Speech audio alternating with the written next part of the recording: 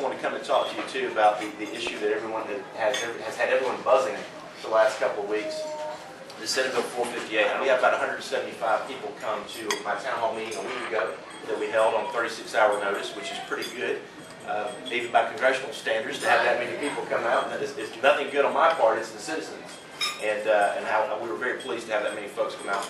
But I'm going to just back up real quickly and try to run through this. Everybody's heard this before, but I kind of want to bring it to speed so you understand the process somewhat and what we went through.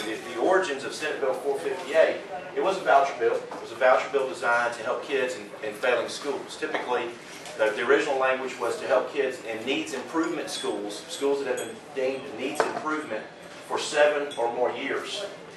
That's a long time. And unfortunately, we've got several of those in Fulton County.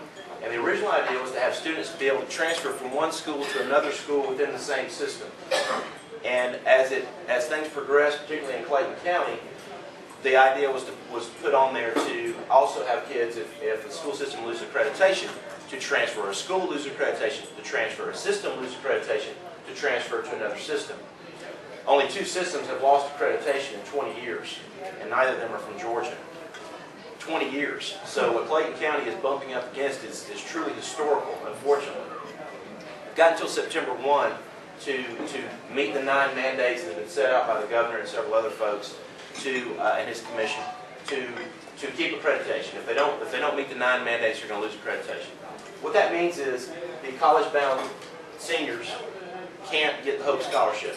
I mean, that's the main thing here. I want to make sure everybody understands. The main point of any legislation to help kids in failing schools is to make sure they attain and keep the Hope Scholarship. Because you can think about the difference it makes in the life of someone who otherwise wouldn't be able to go to college. And so that is how the bill began going.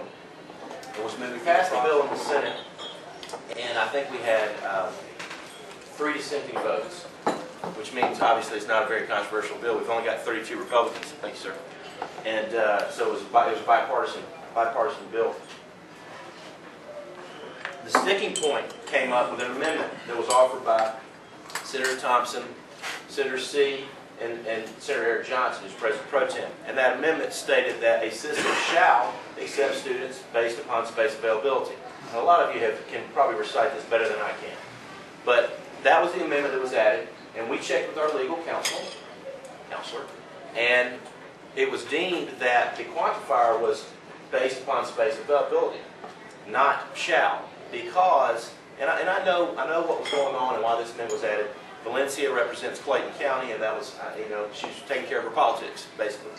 But the notion was that the quantifier was based upon space availability and not on the word shall.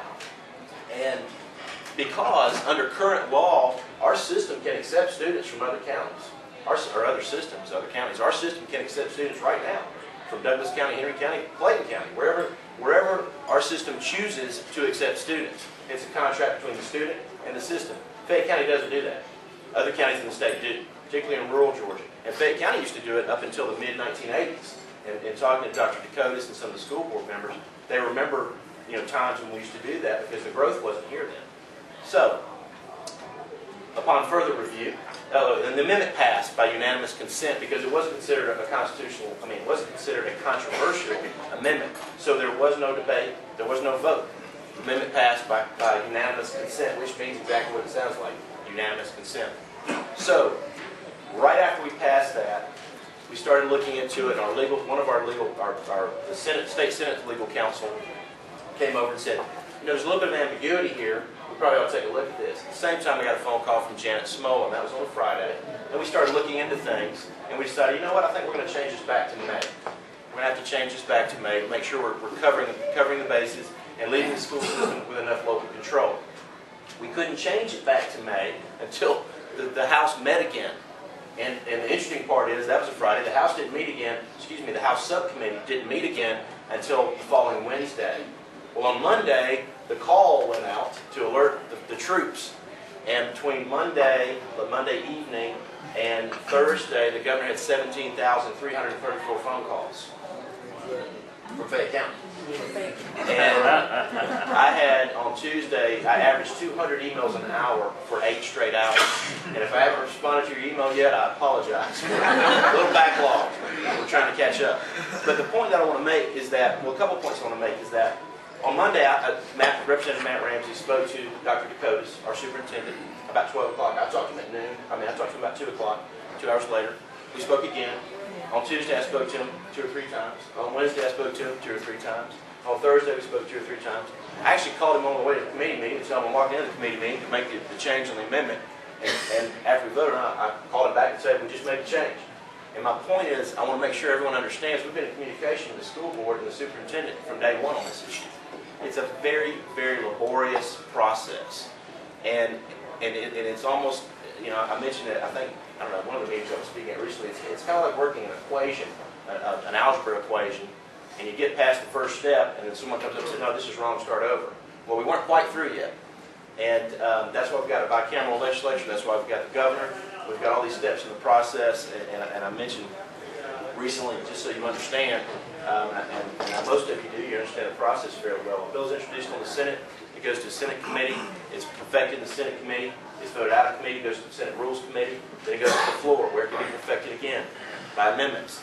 After it passes the Senate, it goes to a House subcommittee, where it can be perfected again. Then it goes to a Senate full committee, where it's perfected again. Then it goes, House subcommittee, House full committee. Then it goes to the House Rules Committee, where it's perfected again. Then it goes to the floor, where it's perfected again. And if they vote it out. If it doesn't match up with what we did on the Senate side, which obviously it would not, then the bill goes to a conference committee made of 3 senators and 3 House members. We all work together to perfect the bill again. And then the House and the Senate both get to vote on the conference committee report. And then after the conference committee report, we voted on it, we're done. Except for one person, the governor. So if the governor doesn't like it, he vetoes it. That's the process. That's how a bill becomes a law very quickly.